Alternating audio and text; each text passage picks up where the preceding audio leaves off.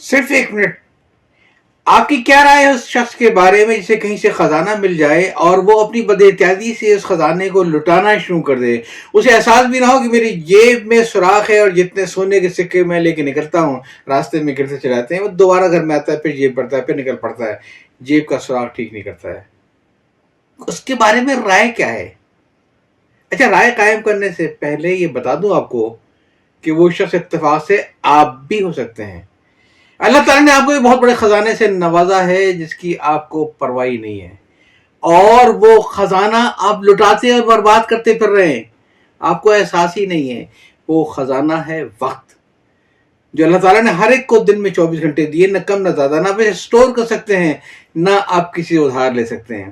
اور جو لوگ اس وقت کو صحیح طریقے سے مینج کر لیتے ہیں وہ دنیا میں کامیاب ہوتے ہیں، کاروبار ان کے چل رہے ہوتے ہیں.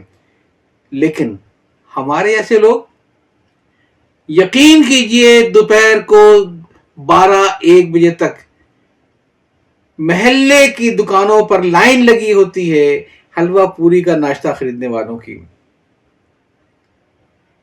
میرے پاس کوئی آدمی آیا روتا پیٹا، جاب کی تلاش تھی، اس نے کہا تھا کہ مجھے الیکٹرک کا کام بہت اچھا آتا ہے، لیکن مجھے نہ کوئی نوکری مل رہی ہے، نہ کہیں سے ٹھیکہ مل رہا ہے، نہ کوئی کام مل رہا ہے، مجھے بتائیں میں کیا کروں.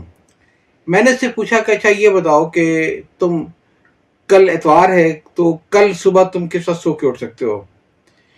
تو اس نے مجھ سے کہا کہ ایک اتوار ہی کا تو دن ہوتا ہے تو ذرا میں آرام سے اٹھتا ہوں اس دن. یعنی وہ آدمی جو کہ بے روزگار ہے.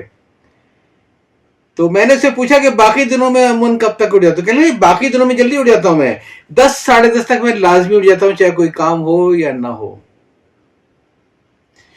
آپ سوچیں تو صحیح، ہم اپنی خزانے میں سے کتنا خزانہ وقت کا، جو صبح کو میں سمجھتا ہوں کہ 4-5 بجے شروع ہوتا ہے اور دن کے 12-1 بجے تک جاتا ہے، ہم بالکل ضائع کر دیتے ہیں. اگر ہم اس وقت کو بچانے، خزانے کو بچا لیں، تو یقیناً ہم کوئی نہ کوئی ایسا بہتر کام ضرور کر سکتے ہیں جس سے اور کسی کا ہو یا نہ ہو ہمارا بھلا ضرور ہو جائے گا. یا چاہتا ہوں. اللہ حافظ.